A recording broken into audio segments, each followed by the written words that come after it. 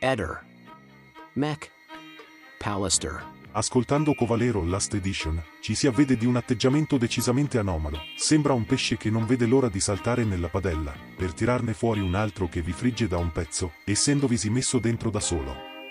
Eppure, il primo aveva tentato in ogni modo di non immergersi nell'olio bollente, quello delle contraddizioni, della confusione pazzesca, della reticenza e delle mere bugie. Il secondo pesce sapeva, poi bene, che dal tegame si finisce in tavola, cioè a processo.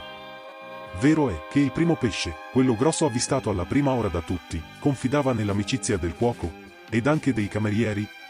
In effetti il pescione poteva avere motivate speranze che il fuoco non gli venisse mai acceso sotto, cioè che indagini piuttosto approssimative si arrendessero ai suoi depistaggi, e di non finire sulla mensa, ovvero di non essere seriamente indagato e processato. Ma il tuffo di Covalero, un quarto grado carpiato, non si giustifica né con il suo antico vezzo anticonformista, né con alcun'altra smania di protagonismo, e non è certo sintomo di esibizionismo o pazzia.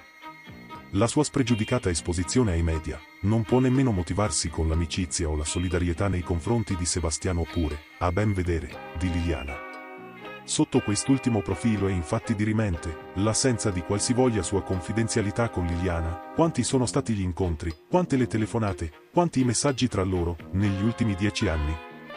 Condivisione che, senza un briciolo di ragione e credibilità, insiste a negare a Claudio Sterpin, anche di fronte all'evidenza di una assidua, intima ed attuale, reciprocità tra i due.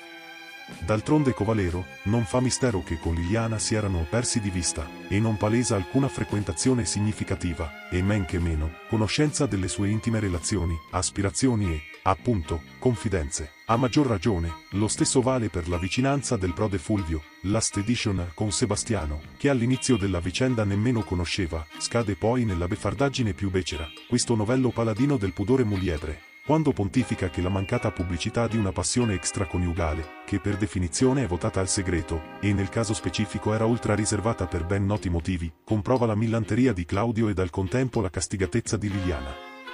Ed è un insulto all'intelligenza di chiunque lo senta, il suo invocare, che l'unica controprova idonea a smentirlo sarebbe, che torni Liliana dall'aldilà per confermare o meno la relazione amorosa con Claudio, ma a quel punto tanto varrebbe che ci dicesse prima chi l'ha uccisa e abbandonata. Dunque, l'apparizione mediatica di Covalero è scaturita motu proprio, appunto come il secondo pesce che accorre alla padella, e tanta impudenza è quindi motivata dall'interesse a risolvere la situazione critica di Sebastiano, che il GIP ha ora posizionato sotto una nuova e seria lente investigativa, e dirottare il sospetto di una sua complicità nell'occultamento e o abbandono del cadavere di Liliana. La metamorfosi di Covalero, si diceva da First a Last Edition, richiama i primi comportamenti mediatici tipici dell'omicida, dei suoi sodali o degli aiutanti da campo, osservati in criminologia. Il caso più eclatante fu quello di Zodiac negli USA, in Italia fu quello del mostro di Firenze.